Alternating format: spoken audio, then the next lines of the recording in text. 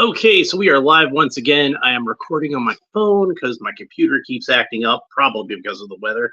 And today, I'm going to be opening this bad boy. Look at that. That is a beast.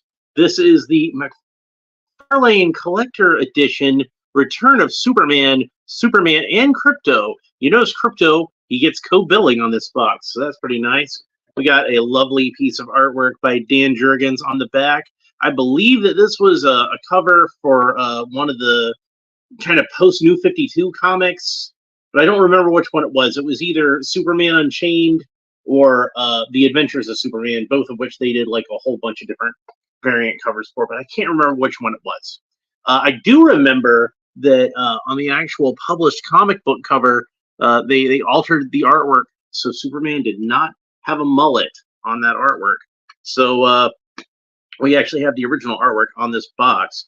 So I'm going to go ahead and open it up at the sides here. And one thing about this figure, this happened with both of these figures. That's right, there's two of them that I've got to open today. This piece of tape came loose on both of them. And it's probably because he's so freaking massive. And also, when I went to pick up the box earlier today, I made the mistake of grabbing it by the tab at the top, and it actually tore under the weight of the figure. This guy's, like I said, he's a beast. He's an absolute beast. So let's go ahead and open him up. You know, I might just shoot these on my phone going forward anyway, because it looks like I'm getting a better picture than what I got on my computer. But you know, it was for reasons I won't get into, boring technical stuff mostly. It was easier for me to shoot it on my computer for a while. But man, for whatever reason, this did not want to come out. He does not come with a flight stand, which is disappointing because every flying character I think should come with a flight stand. But he does come with a figure stand, and that's good because every figure should come with a figure stand. And he also has a trading card stand with that same lovely piece of Dan Jurgens artwork on there. There we go. You can see that. I'll read that in a second. Let's go ahead and get out the fancy with the silver logo stand that these collector's edition figures come with. I don't like this is one of the few though that I gotta say I kind of feel like the price was justified because you know he comes with Krypto, and that makes it a 2-pack. He's even got Krypto build on the package with him. So I'm glad to have Krypto. This is one that actually justified its price for me, in my humble opinion. So you know, whenever you buy a GI Joe that comes with an animal, it usually costs more. So it makes sense that Superman with his pet would cost more. So let's go ahead and read the back here. Superman and Krypto, Return of Superman. That's what the back looks like. Real name Kal-El, Clark Kent. Sent to Earth from the dying planet of Krypton as a baby, Kal-El was found by farmers Martha and Jonathan Kent. Raised as their son, Clark grew up. The radiation from Earth's yellow sun gave him extraordinary powers, which he kept hidden. Now fully grown, he uses his powers to protect his adopted world as Superman. The Man of Steel is virtually invulnerable, has the powers of strength, super speed, and flight. He also has enhanced senses, including heat vision, X-ray vision, super hearing, and super breath. I believe that's the same bio we usually get on the back of a Superman trading card. So nothing different. They don't really say anything about Krypto on there, even though it says Superman and Krypto. You'd think they'd give us just a little bit of blurb. And maybe just add like one sentence that says something like, you know, later on he found the rocket that his father sent off with his pet dog and was reunited with Krypto or something like that, you know. So he also has a couple of extra hands. So this figure is mostly a reuse of the mold for the Frank Miller Dark Knight Returns Superman figure. So I've got that one here that we can compare when I get this out of the package, and we can look at the differences and similarities between them. And also, don't want to forget, I've got the Kryptonite version. So this Superman figure is dead. This is the return of Superman. You can tell because he's got the mullet. This is when he came back from the dead. This Superman is just plain dead. So, and it's not how he died fighting against Doomsday, because we can see he is a Superman that has died of kryptonite poisonings. No, this is more of an homage to the Silver Age, the original Death of Superman story, in which Lex Luthor kills him with a kryptonite ray. So then, and that's a so-called imaginary story, and that means it didn't take place in the regular continuity. So unlike the 90s Death of Superman, where he came back, in this version of the story, Superman remained dead, and Supergirl, who was in that point in Superman history, she was Superman's secret emergency weapon. So her identity was not known to the people of Earth. But in this story, since Superman dies, she shows up and captures Lex Luthor to take him to justice and make sure that her cousin is avenged. And then, honestly, if I'm being real about it, the main reason I bought both of these sets was because I wanted the Krypto figures. I really like Krypto. He's a character that I got a lot of affection for. And here we have dead Krypto. So this is an homage to a completely different last Superman story. It's funny how many Death of Superman stories they're paying tribute to with this set. But in one of them, he fakes his death. I'm not going to say which one because I don't want to spoil decades-old comic book stories. But you should read all of them.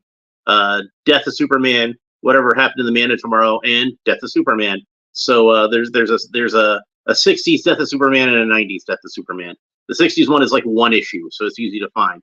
The 90s one, there was a Death of Superman, and then Funeral for a Friend, aka World Without a Superman, and then finally Reign of the Supermen would be the third part of that trilogy.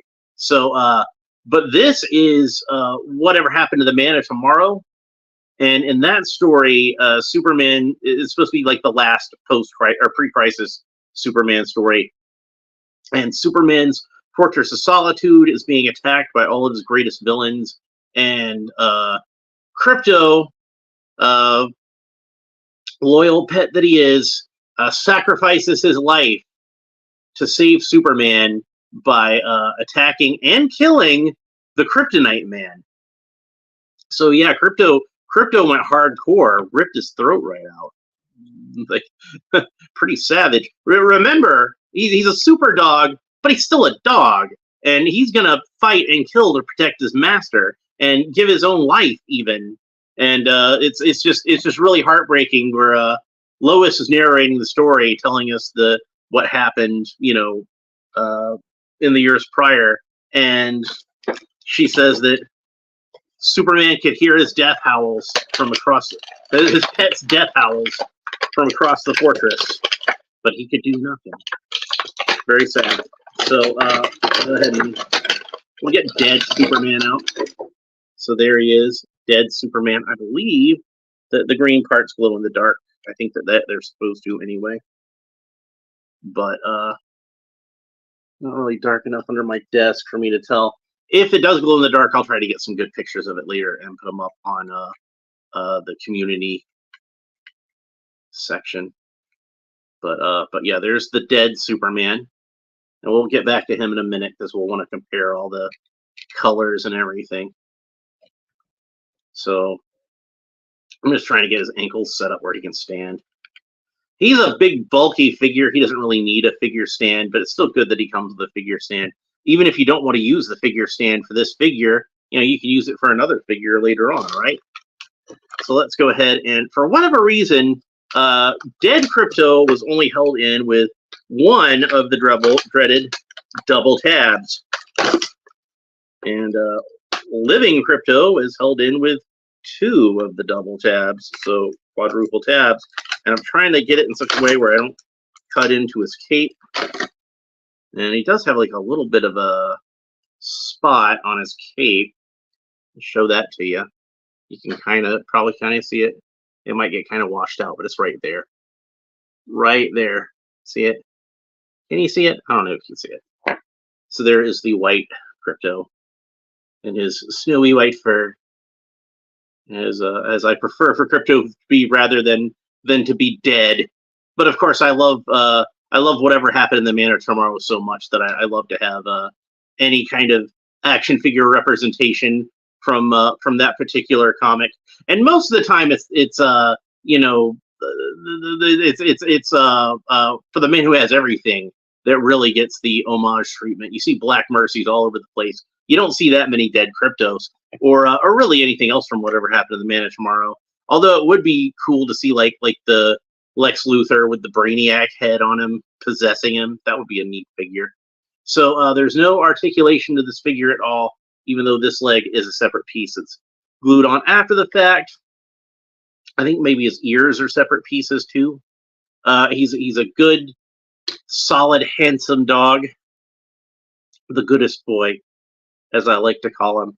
So yeah, he looks particularly noble there. I love Krypto. He just hits me right in my nostalgia button. Like I mainly remember Krypto from the Filmation Superboy cartoons that were part of the New Adventures of Superman cartoon series that Filmation did, and Krypto was a constant on the Superboy episodes. And then I just wondered whatever happened to Krypto, because he just wasn't around anymore when, obviously when he grew up to be Superman. But by that point, Krypto would just go off and traipse through the cosmos, and the universe was his playground, as Superman himself said. So here is our return of Superman out of the package with that resplendent mullet, that mane of hair. By the way, I feel like I should mention that recently, at the time that I'm doing this video, Richard Lewis passed away, the stand-up comedian, and he was on the sitcom Anything But Love with Jamie Lee Curtis, and he was in the movie Robin Hood Men in Tights, and he was on the HBO series with Larry David, Curb Your Enthusiasm, and he had just like that massive mane of hair back in the 90s. So it's like a Richard Lewis Superman. So so I thought I'd give him a little bit of a mention, since he passed away recently. So this joint seems really stiff as far as like the butterfly joint goes, but he does have butterfly joints, and these actually work surprisingly well on this figure. But like I said, it just seems like it's kind of stiff on this one. Even this one, like it came out of the package where it was kind of downshifted. So hopefully I can get that popped back up. All right, so I'm going to go over. Sorry, I had some figures standing there on my computer stand, and they got knocked over. So we're going to go over the articulation on this guy, and it should be the same as this one.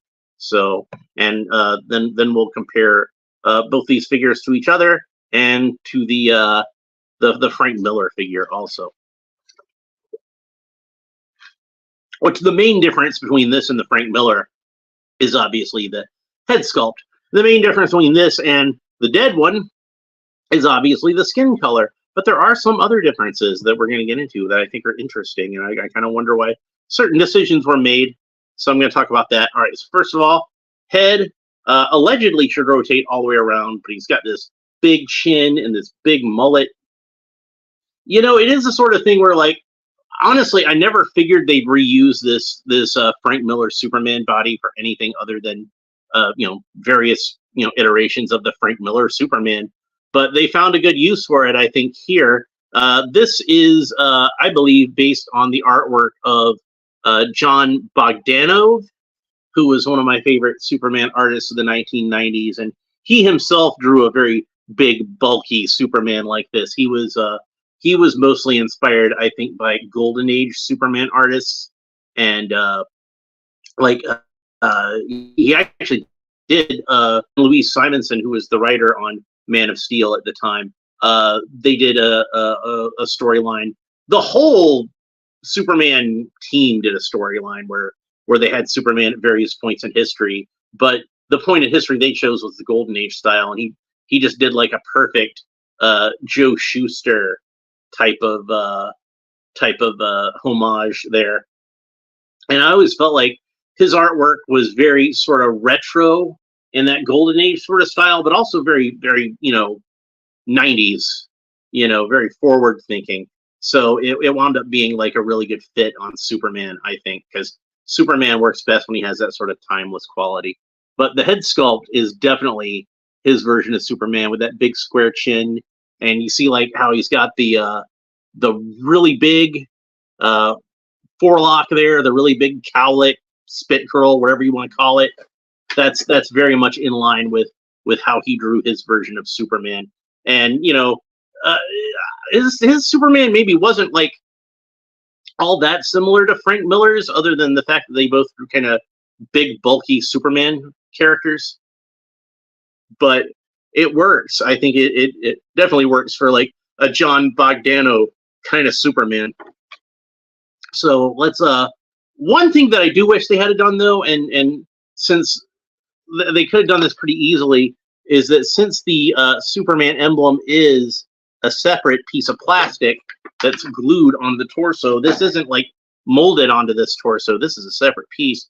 They could have given him a new S emblem that looked more like the way John Bogdano drew it, I think, and that probably would have been good. But it's still that Frank Miller Superman S. So that's one thing that I think they could have done that would have made this better. Also, I think that the Kryptonite version, you can see that he obviously has a darker blue suit, but I think that this one is more accurate to how Superman was colored in the comics at the time, because they started drawing Superman with a darker blue on his suit. Because remember that the Lois and Clark TV show was starting at that time, so they kind of wanted it to match up with that.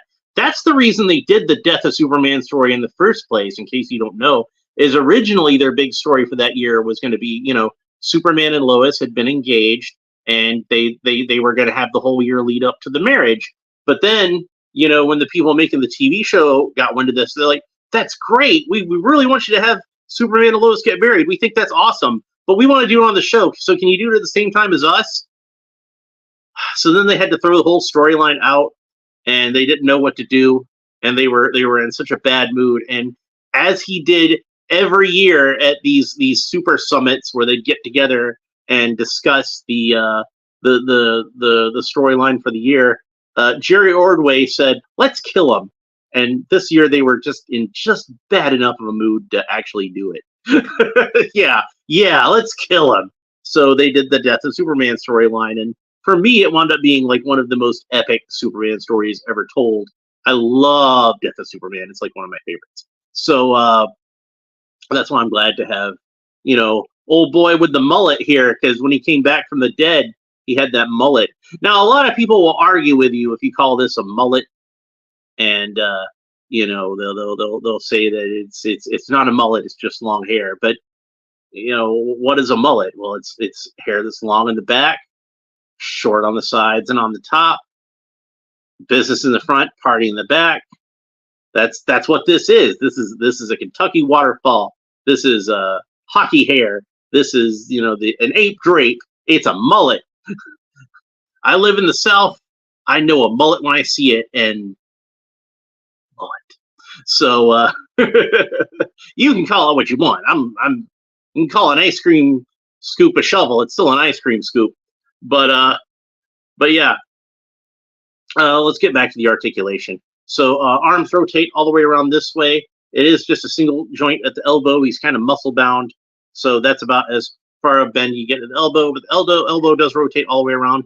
There is no bicep cut, but since it rotates at the elbow, that more than makes up for it, I think. The wrists are on those cool Mcfarlane ball joints, as are the ankles. Since this is based off an older figure, it's not the disguised sort of ball joints. You can clearly see the ball joints. He does have the butterfly joints, but like I said, they seem a little stiff on mine. Up and down movement seems okay. It's more the front to back. I could swear that moved better on this one, a little bit. So, but again, he is kind of muscle bound, so legs move up about that far. Again, the trunks kind of hinder it a little bit. He does have the cool Mcfarlane torso articulation, so we can move him all kinds of different directions of the torso, get him into all kinds of dynamic poses. It is like, not quite as flexible as some other ones, since, again, this is a very muscle-bound sort of figure, but you can still get a pretty good range of motion out of it, I think. Get him into some pretty good dramatic poses. So the knees are double jointed, and that's about the range of motion you get out of the knees. Not too bad. And then, like I mentioned before, you got the rocker ankles at the elbows. So toes point down about that far and point up about that far. Yeah, really big feet. And then I got the toe articulation to be fancy. And that is some really, really extreme toe articulation there. So, and then while I've got his knee kind of cocked up already, we'll do something that I always like to do with Superman action figures, and that's see if I can get him into that classic Kurt Swan flying pose. And there we go. I think that's it. So now, of course, I've done this with the Dark Knight Returns figure before, so it's not really a big surprise to me. But still nice to see. It is a good shade of blue. I like that as a shade of blue is like a regular Superman blue. But again, I do kind of feel like this one is more accurate in terms of the blue. So I wish they both matched in terms of their blue. And let's get a shot of him with Krypto so we can see what he looks like together with Krypto. Pretty cool. And let's get a shot comparing him with the Dark Knight Returns Superman. Now, one of the things that really bugged me about the Dark Knight Returns Superman is how they neglected to paint in his belt loops. Mcfarlane's like really bad about doing that. But here they have corrected the issue, and he does have the belt loops painted in, and they look great. There's no S shield on the back of the cape, which is unfortunate. Mcfarlane, I guess, figured it was more important to get like 8 billion wrinkles into the back of the cape than to try to tampograph a Superman shield onto the back. Your mileage may vary as to whether or not you agree with that. But yeah, this is a really cool figure, and I really like it. When I saw pictures of it, I wasn't exactly 100% sure that it was going to work for me, because I figured maybe it was a little bulky for like a mainstream Superman. But then once I realized, it's probably supposed to be like a John Bogdanove kind of thing, then I thought it was really cool, and I was really happy with it. So here we go. We get another shot of him with Krypto, and then let's get a shot of the two Kryptos together. Because I don't remember. I think I might have done that already, but I don't remember. So let's go ahead and Krypto alive and Krypto dead, sadly. And get a shot of the Man of Steel and his loyal pet enjoying one last moment together. I can't believe they made a dead Superman action figure and had him come with a dead Krypto.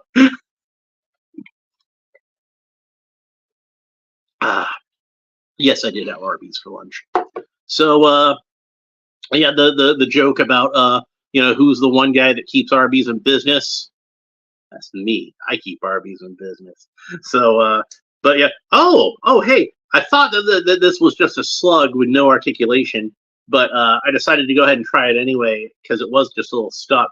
But you can rotate his head all the way around. So Krypto does have at least one point of articulation, which is one more point of articulation than I thought he was going to have. So that's good. Unfortunately, the way it's cut, it doesn't quite match up with the collar. So, you can only move it so far before it's going to be looking like he's got some kind of weird lip on his neck or something like that. But I really love the Krypto figure. It's beautifully sculpted. Like I said, I really just like the expression on his face. There's like kind of a nobility to this dog that I like an awful lot. So yeah, this is well, like I said, since it's a collector's edition one, it's one of the more expensive figures. You're going to pay a little bit more for this one than you would for a standard Superman figure. I do kind of think that, like I said, for the most part, these are kind of overpriced. I think they could be about $5 cheaper, and that would be fine. It would still be like a premium figure price, but it wouldn't be like price gouging exactly. So I think that they ought to drop the prices of these down by about like $5. But I will make an exception of that for this Superman figure, since he did come with Krypto. I do feel like that actually did kind of make up for the price. So I'm glad to have these guys in my collection. I'm glad to have even the dead versions in my collection, because they pay homage to stories that I have enjoyed in the past, and will continue to enjoy in the future. I like to go back and reread a lot of my favorite comic book stories every now and then, and these are some of my favorite stories to reread. Of course, the Silver Age Death of Superman is just like a one and done single issue comic. You can sit down and read that while you're drinking a soda and eating a bag of chips and just kind of have a good time. The 90s Death of Superman story obviously is quite a bit longer. Whatever Happened to the Man of Tomorrow is just a 2-part comic book story. Any of these I recommend reading. Whatever Happened to the Man of Tomorrow was written by Alan Moore, and he's considered one of the greatest comic book writers. The original Death of Superman in the 60s was written by Jerry Siegel, the guy who created Superman himself. So that was pretty cool. And of course, Death of Superman was I think at a high point in the character's history anyway. They were firing on all cylinders there. You had great creators working on the comics like Dan Jurgens, Roger Stern, Jerry Ordway, Louise Simonson. Carl Kiesel got his start during Death of Superman, and that's where he created Superboy and the modern version of Superboy with Tom Grummett, another great artist. Louise Simonson and John Bogdanove both created Steel together, and I've got a Steel figure coming up that I need to open, so look forward to that. But yeah, all those stories were great, and I loved reading them all. There's been a few different adaptations of Death of Superman over the years in terms of animation and in live action. They used elements of it in Smallville and in Batman v Superman, but there's never really been like a full proper movie adaptation of Death of Superman, even though like there's been elements of it that have been taken for other adaptations. There's been a couple of animated versions. Bruce Timm did one that was just called Superman Doomsday. It's okay, but I kind of feel like it glosses over the whole reign of the Superman portion of it in terms of keeping it as like a 90-minute movie. And then they did a 2-part movie with Death of Superman and Reign of Superman in the New 52 animated movies. And I didn't really like the New 52 version of Superman, like at all. But I kind of felt like that those 2 movies, they basically fixed all the problems that I had with that animated New 52 version of Superman.